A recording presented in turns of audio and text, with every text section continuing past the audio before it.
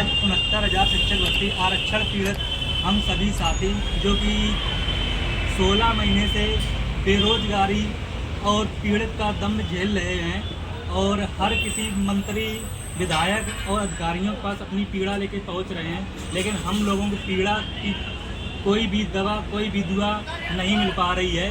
सब जगह से आश्वासन मिल रहा है। आज इसी पीड़ा और दुआ के साथ माननीय यहाँ पर पधारने वाले मंत्री गणों से मिलने आए हुए हैं कि इन लोगों को अपनी पीड़ा बताएंगे और हो सकता है इस पीड़ा से निजात का कोई ना कोई रास्ता निकल के आ जाए।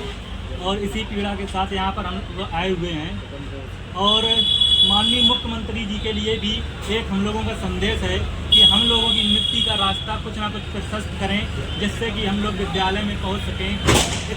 16 महीने से जो पीड़ा, जो कष्ट हम झेल रहे हैं, हम लोग इस तरह से पीड़ित हो चुके हैं। ये लगने लगा है कि अगर माननीय मुख्यमंत्री जी हमें मुक्ति नहीं दे सकते हैं तो हमें मुक्ति दे दें और हम लोगों को इस पीड़ा से निजात कर दें।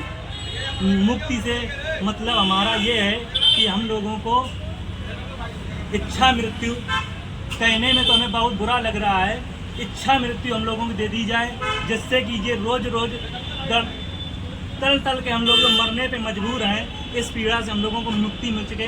पूरे प्रदेश में हम लोगों की उस नज़र से देखा जाने लगा है जिस तरह से हम लोग बहुत दरिद्र और नीच किस्म के जातियों में जैसे आते हों। हम लोगों का कसूर सिर्फ इतना था कि हम लोग पिछड़े और दलित वर्ग से आते थे, इसलिए 69,000 शिक्षक भर्ती में हुए आरक्षण घोटाले में, जिसमें माननीय मुख्यमंत्री जी ने एक कमेटी बनाई, जांच कराई, जांच के उपरांत भी पाया गया कि आरक्षण घोटाला हुआ है।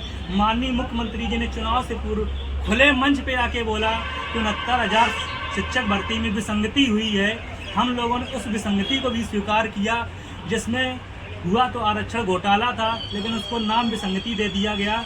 लेकिन उस विसंगति को आज तक नियुक्ति में परिवर्तन नहीं किया गया और आज भी हम लोग बेरोजगारी का दंड झेलने को मजबूर हैं। और हमारे कुछ साथियों इस तरह पीड़ित हैं कि कुछ लोगों ने तो यहाँ तक सुसाइड भी कर लिया और कुछ लोग लेबर वर्क करने को मजबूर हैं। कोई 100 रुपये, कोई 200 रुपये, कोई 500 रुपये में मजबूरी कर रहा है, लेकिन कैसे भी करके जीवन यापन कर रहा है।